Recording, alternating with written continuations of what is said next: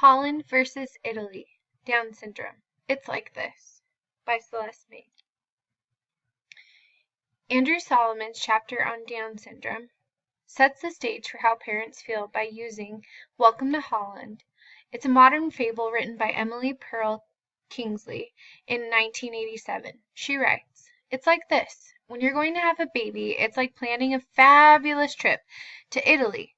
You buy a bunch of guided books and make your wonderful plans, the Colosseum, the Michelangelo, the gondolas in Venice.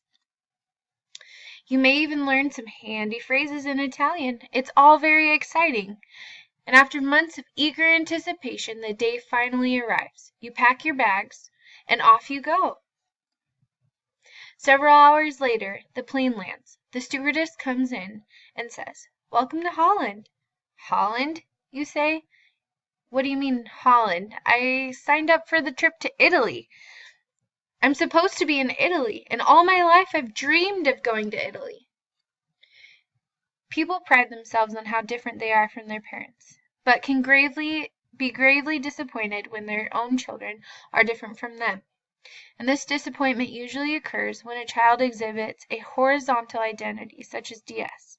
However, although it was unexpected to arrive in Holland or to have a child with disability, parents like Kingsley all said that they wouldn't exchange their experiences because it made them who they are today.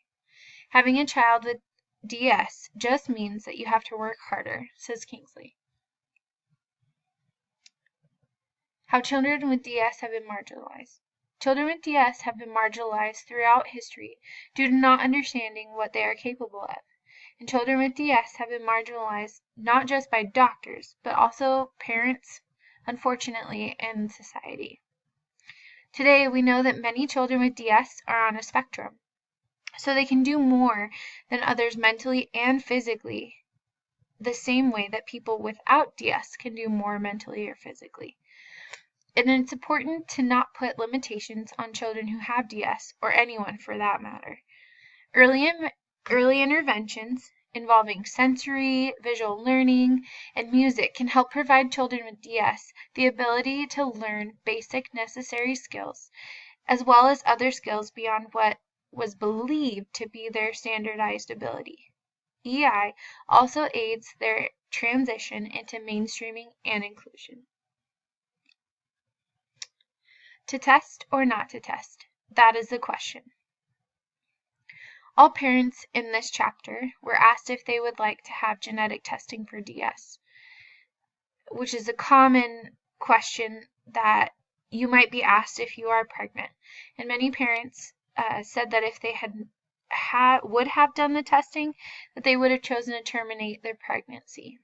Although Solomon believes it is the choice of a parent, he's very saddened by the testing that is limiting the DS births, which helps create diversity in the world. And what he means is typically they offer the testing and also offer the woman the ability to abort the child if they find out that they do have DS. So what's his point? Due to prenatal testing for DS, there are many parents who choose to terminate pregnancy if found to carry chromosome 21. And Solomon's concern is that without children with DS, future progress made with DS will be diminished.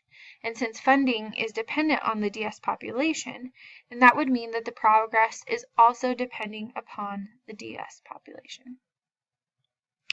And we've made so much progress with DS, more than any other condition, and it's tough to think that all the progress might be delayed.